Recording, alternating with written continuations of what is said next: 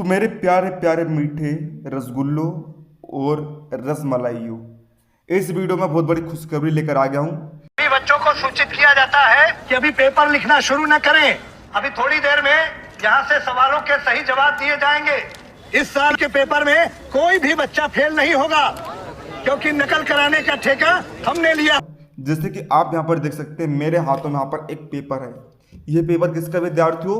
MP board वार्षिक मूल्यांकन worksheet 2021-22 कक्षा 8वीं विषय सामाजिक विज्ञान का 100% रियल पेपर है। एहे, रहा नहीं जाता, तड़प ही ऐसी है ना। रुको जरा, सबर करो। बोला धक्का बुक्की नहीं करने का, आराम से लेने का। तो विद्यार्थियों, मैंने इसके पिछले वीडियो में आपको ये पूरा पेपर दिखा दिया था। मैंने कहा था कि आपके लिए सॉल्यूशन बहुत ही जल्द लाऊंगा। तो विद्यार्थियों, इस वीडियो में आपके लिए सॉल्यूशन यहाँ पर लेकर आ गया हूँ।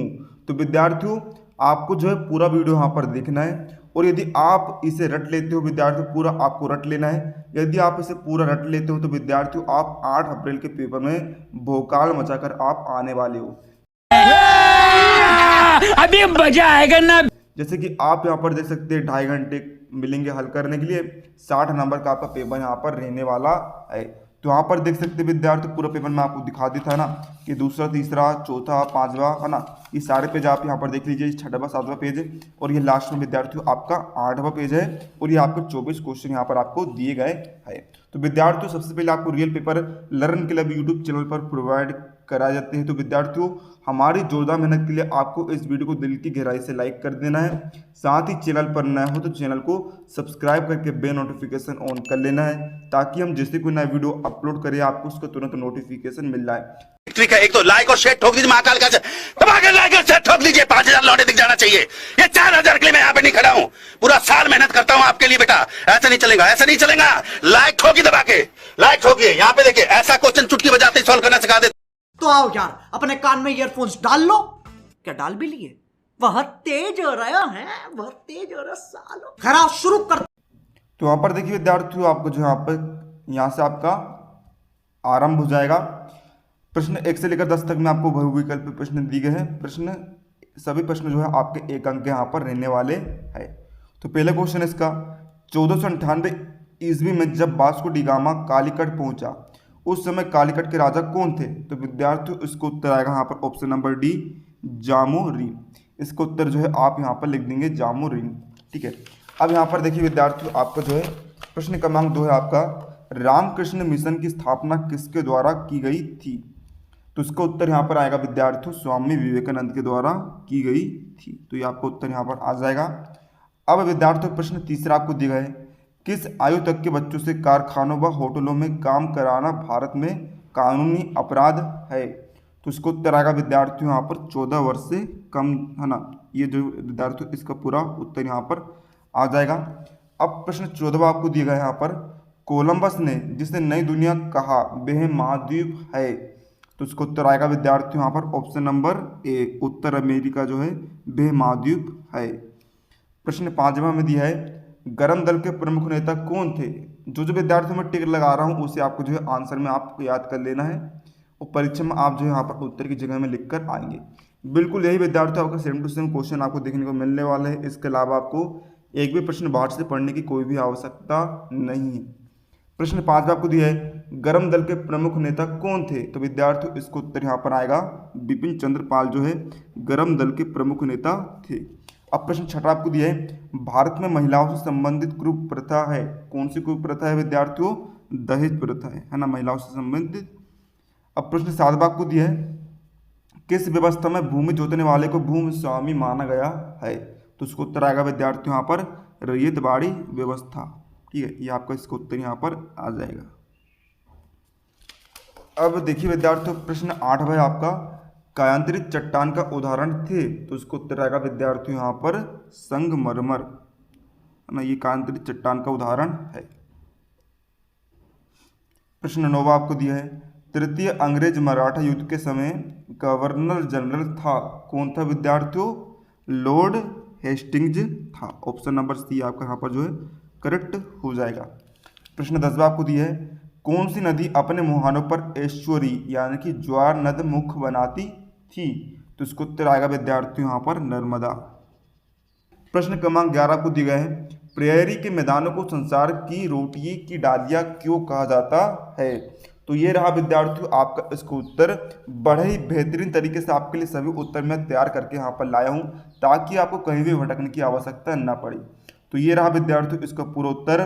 प्रेयरी मैदान में गेहूं का उत्पादन अधिक होता है, इसलिए उसे रोटी की डालियां कहा जाता है। ये आपका उत्तर यहाँ पर हो जाएगा। इसके बाद देखिए विद्यार्थियों यहाँ पर आपका प्रश्न 12वां है, क्यूबा को शक्कर का घर क्यों कहा जाता है। ठीक है, सभी जो है आपके 3 अंक के प्रश्न है यहाँ पर, है ना। तो इसका उत्तर हम देख लेते हैं। तो ये रहा विद्यार्थियों इसका पूरा उत्तर। आप जो है रट लेंगे, एक एक क्वेश्चन विद्यार्थियों आपको समझ कर रट कर आपको याद कर लेना है ना। ऐसे आपको याद करने हैं कि आपको रात में कोई 12 बजे उठा कर भी पूछ ले, चल बता रहे बच्चे इसका आंसर क्या होता है, तो आप उसे बता पाओ। ठीक है, अब देखिए विद्यार्थियों प्रश्न 13वां में दिया है, काकोरी कांड क्या था। तो देखिए इसका उत्तर हम देख लेते हैं, काकोरी कांड। ठीक है, काकोरी कांड। ठीक है, तो देख लीजिए विद्यार्थियों इसका पूरा उत्तर आप देख सकते हैं। काकोरी कांड स्वतंत्रता संग्राम क्रांतिकारियों द्वारा ब्रिटिश सरकार का खजाना लूटने से संबंधित था। अब देखिए विद्यार्थियों प्रश्न 14वां में दिया है, गरम दल के 3 प्रमुख नेताओं के नाम लिखिए। तो ये रहा विद्यार्थियों इसका पूरा यहाँ पर उत्तर। गरम दल के 3 प्रमुख नेताओं के नाम कौन कौन से थे, लाला लाजपत राय, बाल गंगाधर तिलक और बिपिन चंद्र पाल। अब देखिए विद्यार्थियों प्रश्न 15वां में दिया है, समोच्च रेखा किसे कहते हैं। तो समोच्च रेखा वाले को उत्तर देख लेते हैं। ये रहा विद्यार्थियों इसका पूरा यहाँ पर उत्तर। कहाँ गया ये समोच्च रेखा, धरातल की बनावट और ढाल संबंधी छोटी छोटी बातों को पूरी शुद्धता से मानचित्र पर प्रदर्शित करने वाली विधि या माध्यम को समोच्च रेखा कहते हैं। ठीक है, अब देखिए विद्यार्थियों पूरा विद्यार्थियों आपको जो वीडियो को प्ले पोस्ट करके आपको जो है आंसर को रटते जाना है, याद आपको करते जाना है। प्रश्न 16 आपको दिया है यहाँ पर, वैश्वीकरण के कोई 3 लाभ लिखिए। ठीक है, तो वैश्वीकरण के आपको यहाँ पर लाभ लिखना है। तो इसका यहाँ पर देख लीजिए विद्यार्थियों, ये रहा इसका पूरा यहाँ पर उत्तर। आप देख सकते हैं पूरा उत्तर आपको यहाँ पर लिख लेना है। ठीक है, ये आपको पूरा उत्तर यहाँ पर हो जाएगा। अब बढ़ते विद्यार्थियों हम यहाँ पर प्रश्न क्रमांक आपके 17वें की तरफ। 17वां आपको दिया है, खरीफ और रबी की फसलों में आपको 3 अंतर यहाँ पर लिखना है। तो ये देख लीजिए विद्यार्थियों, ये रहा आपका खरीफ और रबी की फसलों में अंतर। पूरे आपको देखिए 2 कॉलम बनाना है, एक तरफ आप लिखेंगे खरीफ की फसल, दूसरी तरफ आप लिखेंगे रबी की फसल। पहला पॉइंट हम देख लेते हैं। पहला, यह जुलाई माह में बो जाती है और रबी की फसल नवंबर माह में बो जाती है। खरीफ की मुख्य फसलें सोयाबीन, मक्का, कपास, धान गन्ना आदि है और रबी की फसल मुख्य फसलें हैं गेहूं, चना, मसूर, मटर। तीसरा पॉइंट, इसकी वर्षा के पानी से सिंचाई होती है और इसकी रबी की फसलें की सिंचाई कुएं, तालाब, नहरों एवं नलकूप से की जाती है। अब प्रश्न आपका यहाँ पर दी गए हैं आपको 18वां, डाउंस क्या है लिखिए। ठीक है, डाउंस क्या है लिखिए। तो इसका उत्तर हम देखेंगे। देखिए विद्यार्थियों इसका उत्तर जो है मिस हो गया है में से, तो सॉरी आपके लिए माफी मांगूंगा। इसका उत्तर आप ढूंढ कर लिख लीजिएगा या फिर हो सके तो मैं आपको नेक्स्ट वीडियो में प्रोवाइड करा दूंगा। प्रश्न 19वां में दिया है, नौसेना में अधिकारी वर्ग की पदक्रम यानी कि रैंक सूची का आपको यहाँ पर चार्ट बनाना है। तो देख लीजिए विद्यार्थियों यहाँ पर इसका उत्तर आप देख लीजिए। नौसेना अधिकारी वर्ग की पदक्रम रैंक सूची निम्न है। पहला एडमिरल, दूसरा वाइस एडमिरल, तीसरा कैप्टन कमांडर, चौथा लेफ्टिनेंट कमांडर, 5वां लेफ्टिनेंट कमांडर। अब देखिए विद्यार्थियों यहाँ पर आपका क्या है, प्रश्न क्रमांक 20वां। प्रश्न क्रमांक 20वां आपको दिया है कि प्रार्थना समाज की स्थापना किसने की थी, इनके द्वारा किए गए समाज सुधार के कोई 4 कार्य यहाँ पर आपको लिखना है। तो ये रहा विद्यार्थियों इसका उत्तर। प्रार्थना सभा की स्थापना 1867 में महादेव गोविंद रानाडे ने मुंबई में की थी। समाज सुधार का कार्य थे बाल विवाह, विधवा मुंडन व पुनर्विवाह, स्त्री शिक्षा पर जोर दिया। तो ये रहा विद्यार्थियों का लघुत्तर आपका वायु प्रदूषण को रोकने के कोई 5 उपाय आपको यहाँ पर लिखना है। तो ये देख लीजिए विद्यार्थियों, इस प्रकार जो है आप यहाँ पर उत्तर देख सकते हैं। वायु प्रदूषण को रोकने के उपाय, पहला क्या है, उद्योगों में चिमनियाँ। विद्यार्थियों आपको एक भी प्रश्न को नहीं छोड़ना है ना, पूरा सेम टू सेम आपको यही पेपर परीक्षा में देखने को मिलने वाला है। एक भी प्रश्न आपका बाहर नहीं जाएगा। पहला है उद्योगों में चिमनियाँ अत्यधिक ऊंची बनाई जाए तथा प्रदूषण नियंत्रण बोर्ड से निरीक्षण करा जाए। दूसरा, कच्चे कोयले व कच्ची लकड़ियों के जलाने पर प्रतिबंध लगाया जाए। तीसरा, खुले सीवेज आदि को बंद किया जाए। चौथा, जनमानस में जागरूकता लाई जाए तथा वनों को काटने से रोका जाए। पांचवा, प्रभावी कानून बनाया जाए। तो ये विद्यार्थियों आपने इसका यहाँ पर देख लिया। अब विद्यार्थियों ना, अब हम बढ़ते हैं और इसके प्रश्न क्रमांक 22 की तरफ। प्रश्न क्रमांक 22 है, जल प्रदूषण के क्या कारण है? जल प्रदूषण को रोकने के 5 उपाय लिखिए। तो ये रहा विद्यार्थियों इसका पूरा यहाँ पर उत्तर ना। देखिए सबसे पहले आपने लिखा यहाँ पर जल प्रदूषण की परिभाषा लिखा, फिर हम लिखेंगे इसके कारण। तो देखिए कारण में आप देख लीजिए, पहला, सार्वजनिक व घरेलू शौचालयों से निकला मलमूत्र नदी में डाला जाता है। दूसरा, साबुन या फिर प्लास्टिक के पदार्थ का नदी में डालना। तीसरा, कारखाना से निकला दूषित जल का, है ना, ये लिखा है आपका। अब इसके रोकने के उपाय हम लिख देते हैं। तो देखिए पहला, उद्योगों के रसायन। तो पूरे पॉइंट आप यहाँ पर लिख याद कर लीजिएगा, पूरे तीनों पॉइंट आपको यहाँ पर याद कर लेना है, ठीक है। तो पहला पॉइंट आपका क्या है, उद्योगों के रसायन एवं गंदे अपशिष्ट युक्त जल की नदियों, सागरों, नहरों, झीलों आदि में सीधे ना डाला जाए। दूसरा, शवों को जलाने के लिए विद्युत शवदायक ग्रहों का निर्माण किया जाना चाहिए। तीसरा, मल विसर्जन से उत्पन्न होने वाले प्रदूषण को रोकने के लिए सुलभ इंटरनेशनल जैसे स्वयंसेवी संस्थाओं की मदद लेनी चाहिए, ठीक है। अब विद्यार्थियों प्रश्न 22वां आपका, जल प्रदूषण के क्या कारण है? जल प्रदूषण को रोकने के 5 उपाय लिखिए।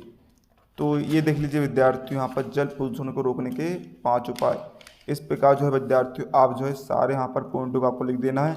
पहला, उद्योगों में चिमनियाँ अत्यधिक ऊंची बनाई जाए तथा प्रदूषण नियंत्रण बोर्ड से निरीक्षण कराया जाए। दूसरा, कच्चे कोयले व कच्ची लकड़ियों के जलाने पर प्रतिबंध लगाया जाए। तीसरा, खुले सीवेज आदि को बंद किया जाए। चौथा, जनमानस में जागरूकता लाई जाए तथा वनों को काटने से रोका जाए।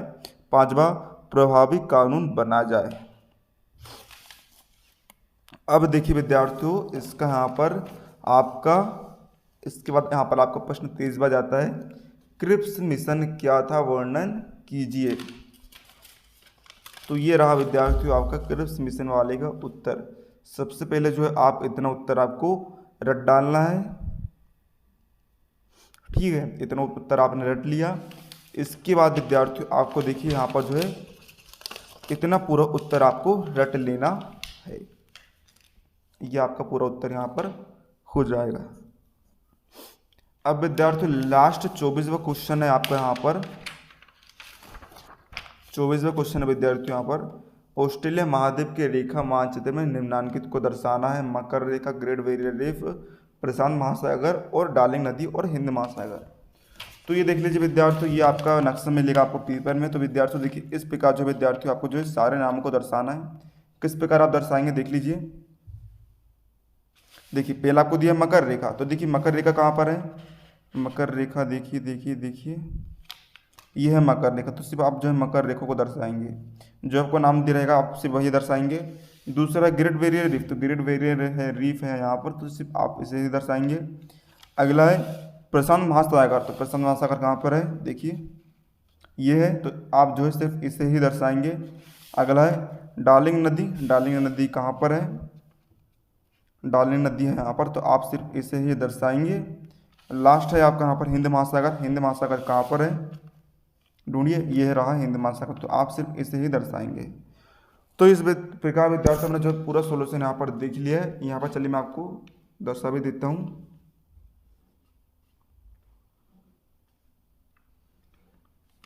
तो इस प्रकार विद्यार्थियों मैं आपको दर्शा देता हूँ ताकि आपको कोई भी दिक्कत न जाए। तो मिलते हैं विद्यार्थियों आपको अगले किसी नए सवाल पर धमाकेदार वीडियो में। तब तक के लिए जय हिंद, जय भारत।